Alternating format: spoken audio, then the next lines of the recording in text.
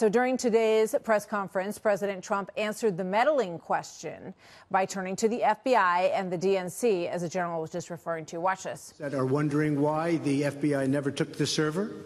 Haven't they taken the server?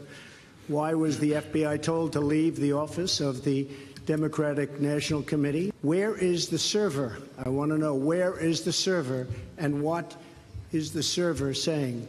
With that being said, all I can do is ask the question. My people came to me, Dan Coates came to me, and some others. They said they think it's Russia. I have President Putin. He just said it's not Russia. I will say this. I don't see any reason why it would be. Here now, California Democrat Eric Swalwell, member of the House Intelligence Committee. Congressman, good to have you here tonight. Good evening, Mark. It was an interesting turn when he was asked about that. He went to the issue of the servers, questioning the FBI's investigation and why and how they would have been able to reach any conclusions when they never had those servers in hand.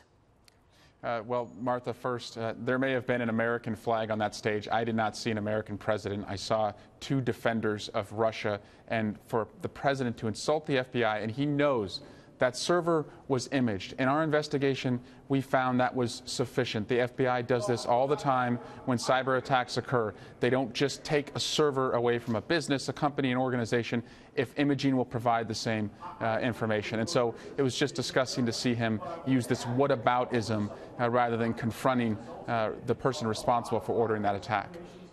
You know, in terms of, and we're going to play a soundbite in just a moment as soon as we have it turned around. Chris Wallace was talking to Vladimir Putin, and he basically called him on the carpet for his involvement and meddling in our elections. And one of the things that he said that was very interesting was basically, well, you know, it wasn't a state operation. This was not a Russian state operation. But then he almost, you know, sort of admitted involvement in it because he said that, you know, these emails, you know, we didn't make them up, that they were hacked, and they showed a real bunch of emails and communication. They weren't made up. Watch this.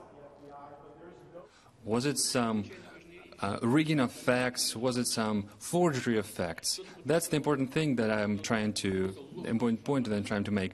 Was this any false information planted? No, it wasn't. The information that I am aware of, there's nothing false about it. Every single grain of it is true. He's saying, you know, whatever was divulged between Democrat emails, they were all things they actually wrote anyway. What do you make of all that? Well, first, I have a lot of respect for Chris Wallace. That shows the value of a free press.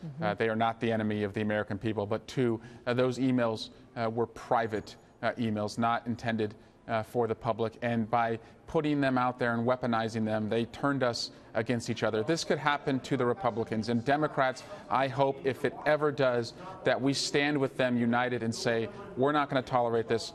Whichever country does it, whichever party is affected by it, that we will use unity as an antidote if this was to ever happen again. And let me just add, Martha, Democrats have offered to the Republican Congressional Campaign Committee a use truce, saying that if emails are hacked this election, we won't use it against you if you don't use it against us. And they won't take us up on that. And I don't know why, and I wish they would. Yeah, I mean, it would be remarkable to see that play out. But given how dirty we know these campaigns get, it's almost impossible to believe that that would actually be a deal that could be reached. But we have heard a lot about the fact that there is already very active campaigns to get involved in the 2018 election. But I think one of the things that perhaps bothers the president so much, and I think, you know, not to psychoanalyze, but one of the reasons that perhaps he appears to hate to go there is because he doesn't want to give up any ground in terms of how he won the election. But at the same time, you can say there was no collusion and it didn't impact the outcome. But we do need to know what they're doing and what any other government out there is doing, because they're not alone, the Russians, in terms of getting in the way of our elections, and we simply won't stand for it. That's right. You can separate collusion from this interference campaign and say we're never going to tolerate an adversary doing this.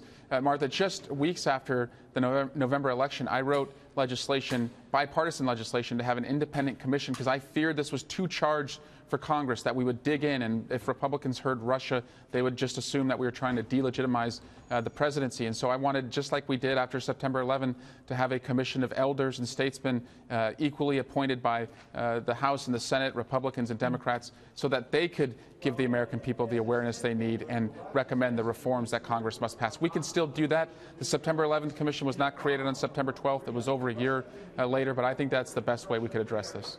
So, in terms of Vladimir Putin's offer that he would open up, what, I don't know, but he said, come on over here and you can do your investigation of the people who you indicted. And we would also like to have the reciprocal ability to do the same. The president seemed to think that was, a pretty big development out of their discussion. What did you make of it? Well, that's a very naive way to look at it. I don't think any victim of a burglary would invite the burglar over to create a new home security system, and that's exactly what Vladimir Putin's trying to do. Eric Swalwell, thank you very much, Congressman. Yeah, thanks for being here tonight. My pleasure.